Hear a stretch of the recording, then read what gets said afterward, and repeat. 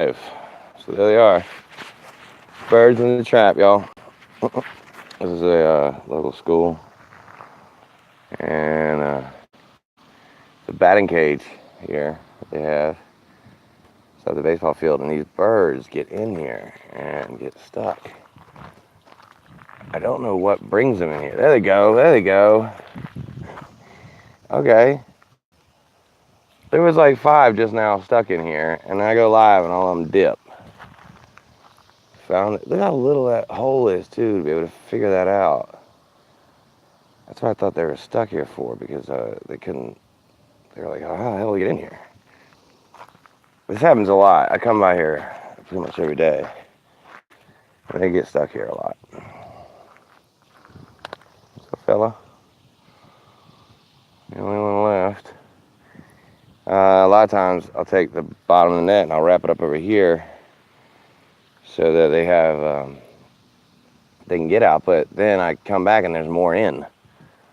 And so like today I just walked up, there was 5 of them in there, I believe.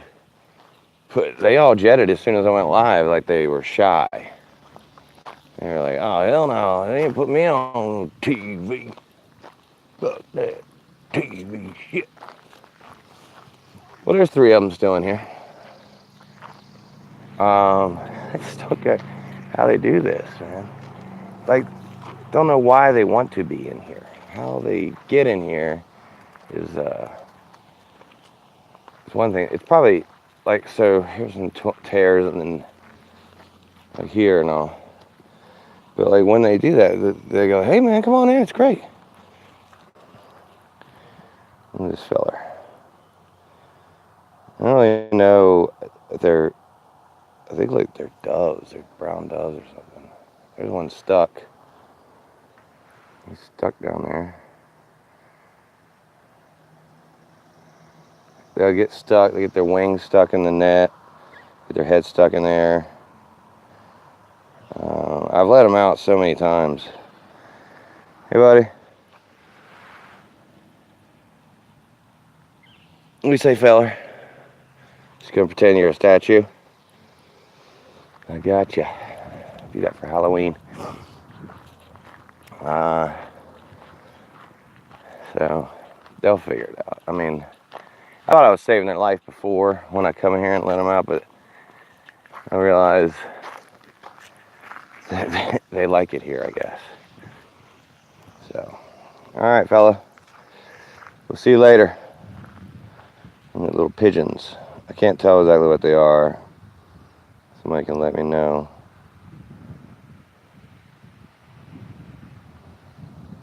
Crazy. All right, brother. See you, man. See ya. See you later. Anyway, so I finished the story I was telling the other day about being on at 107.9. So this is my radio career. Essentially, it was 95.1, 95, 96, and then at 107.9. When we got there, it was Hits 107.9, and we flipped it to 107.9, the link. And the way we flipped that station was Arrow Collins and some others put together a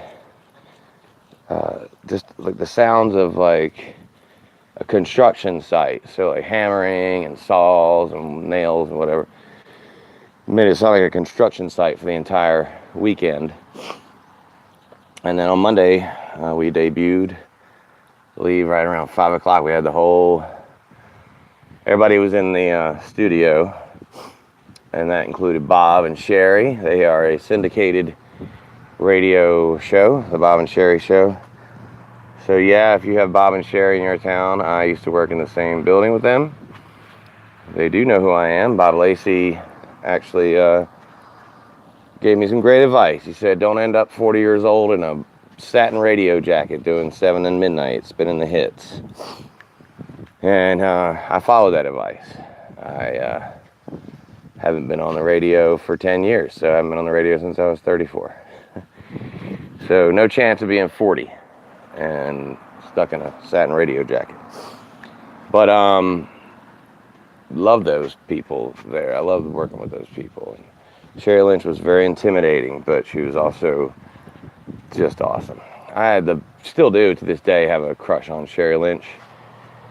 Just, she's very, very smart, very bright, very witty, quick-witted, and just always the only person I've ever really been intimidated by on the radio.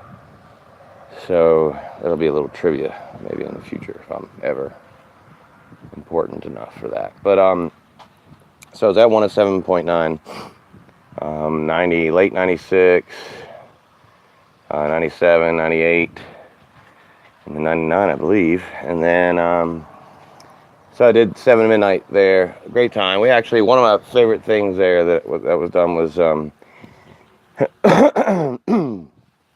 I was part of raising $35,000 for breast cancer awareness. It was the first year Susan Komen came to Charlotte, and Sherry had spearheaded that whole thing and did great, except for they were shy of the amount of money they wanted to raise. So they did like a walk, an event, and they raised just shy of the amount of money that they were trying to raise. So they asked me if I'd go on for a weekend. I offered myself my services, which essentially are just like stunt guy.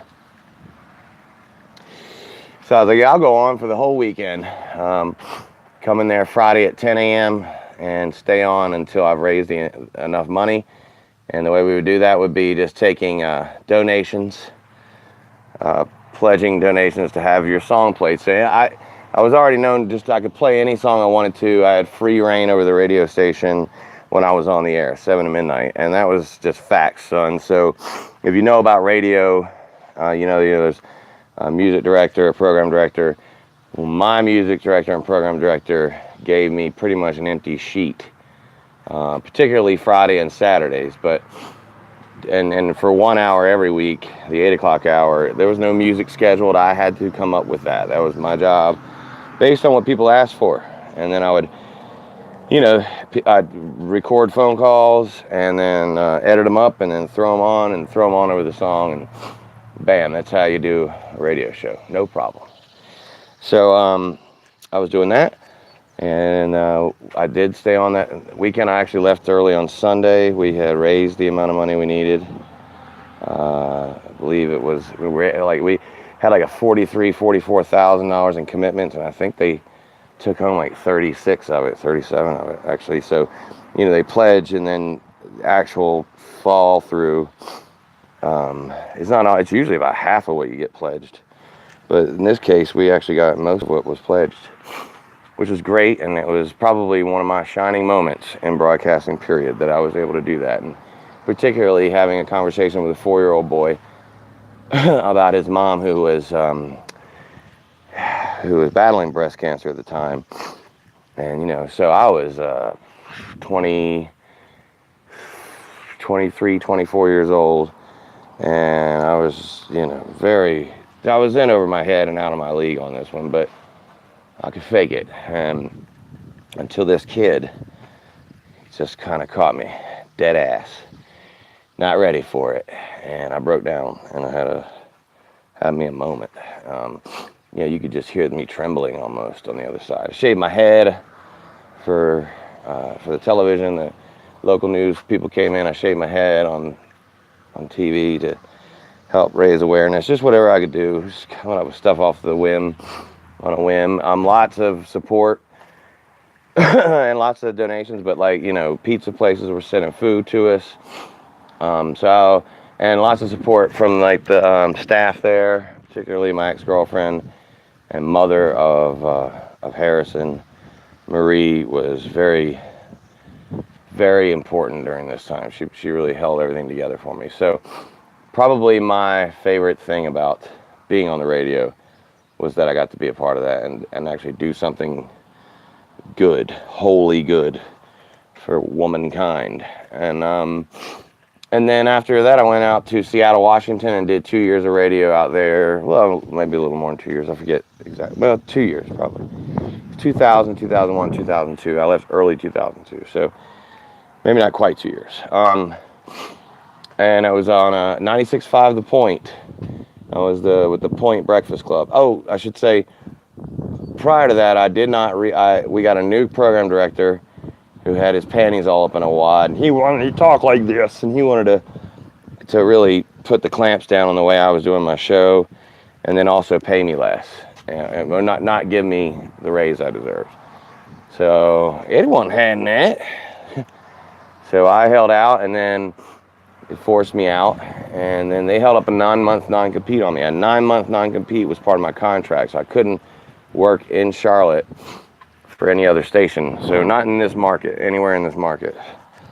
And in the interim, I worked for a delivery company. I delivered. It was like a logistics company. I would pick up canceled checks from the airport and deliver them to the banks, things like that. One time, I was picking up checks from this place. It's the General Mail facility down in Charlotte. And I fill up a pickup truck, and it's got a camper shell in the back. And I do this every morning. And one morning, when I shut the back of the camper shell, it didn't lock. And I didn't know that. And I just took, it's like 6 o'clock in the morning, I just took off down the road. And checks start flying out the back of the truck. And it's like about 15, 20 miles from where I was to where I was going. And so I spewed checks from the General Mail facility exit at Billy Graham in Charlotte, right on 85, Billy Graham, all the way up to Harris Boulevard exit. You can look at Google Earth that. Billy Graham and 85 to Harris Boulevard and 85. I believe it's about 15 miles, roughly. So for that entire distance, there were checks on the highway, on Interstate 85. Canceled checks. Just the entirety of it. There wasn't a spot. And I called and I was like, oh my God. Well, first of all, I got there, I didn't know. So I get there, I get out of the truck, I go to the back, and I'm still trying to wake up. And I open the back, it's shut by the time I got there. It doesn't want to sit open, it just wants to fly open when you're going along. And I'm like, oh my God, there's no way this is what I brought. There's empty containers, and I'm like, there's no way. This is not what's happening. I called the people I work for and told them. They made me go to the highway and start picking them up. I'm like, I'll be picking these up for 5 years. So I didn't have that job too much longer after that. Anyway, I did that and some other things, and then I got hired back on at KISS 95.1 for a little bit, and that was a CBS radio.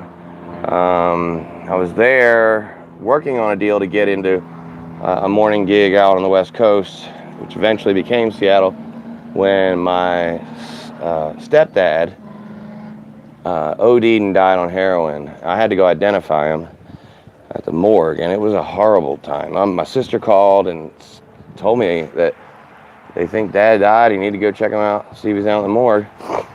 And just like in the movies, you go there, they have a curtain, they pull the curtain back, and then he's under a sheet, and sure enough, man, that was horrible. And then a few weeks later, my grandmother passed away. I was very, very close to my grandmother. So I had some hardship hit me right there at the end of 1999, actually. So right as we were getting into 2000, all that happened. And I carried that actually out to Seattle, just sort of packed it away, how we do. And I didn't want to deal with the pain, but I packed it away and went to Seattle, and I did morning radio out there, which is what I always wanted to do. So here I am 5 years into this thing, and I'm already doing morning radio. That was the schedule I had hoped for, and I was doing it. And I really thought, man, I'm getting there. I was making close to 6 figures. Just my appearance money was $250 an hour. So if you wanted me to come out and hang out at Hooters with you, a 2-hour minimum, it was going to cost you at least $500 to have me out there. And that went right into my account at every 2 weeks. So if I did 4 appearances, that was an extra $2,000. It was really good. The money was great, but the job itself was even better. I loved the job. I dove into radio and swam in that son of a bitch for the entirety of the time I was in it, to the point where I certainly burned some bridges. I wasn't like a suit and tie dude. I'm still not a suit and tie dude. I've been this sort of person all my life, kind of doing it my way, and doesn't mean I'm succeeding my way, because I'm not, but I'm doing it my way. It was what gave me the idea to live stream, to live life live, was that, you know what, just no matter what happens to me and myself, or me and my family, we're going to put it on live. And we're not going to be ashamed of it, because we're not crooks and we're not hurting people, and there's none of that going on. So everything else is just happenstance. You know, too many people value things that I'll never value. And so since I'll never value, you know, the shoes that I'm wearing or whatever, since I'll never value those things, I feel like I'll just never fall in line, you know. I value heartbeats. I value heartbeats per day. I value heartbeats per hour. I value heartbeats per year. I value having special heartbeats involved in my life. I really firmly believe that in the end, it doesn't matter what you did here. The only thing that's going to matter is who we met here and how we shared our time on this rock with them. And so you want to call me a hippie or whatever, I guess that's what's up. But, you know, I am one of those peace and love, you know, tree-hugging libtards, I guess, whatever. I am one of those people. Not to say I don't believe in capitalism and all that, I do. But I also do believe in very healthy, strong social programs. I do believe in a safety net for people in America. I think that you should be able to try to do anything. And then if you fail legitimately fail, there should be a protection there for you. And I'm not talking about the lap of luxury. You know, I'm talking about being able to eat, have a roof over your head, and health care. These things should be undeniable rights to American-born people. Where am I going with this? All right, so we're out to Seattle now. So I'll tell you more about this story and how I met Ben Affleck and Gwyneth Paltrow and some of the Dan Aykroyd, some of the other things I got to do out in Seattle, Washington. Tell you about going to Kurt Cobain's homes and meeting the man who wrote the book, Heavier Than Heaven. So I got some of those stories to tell you, and more about the Seattle trip. Was amazing. I'll tell you how I got this tattoo, and the story about how we did all that. That'll be the next one.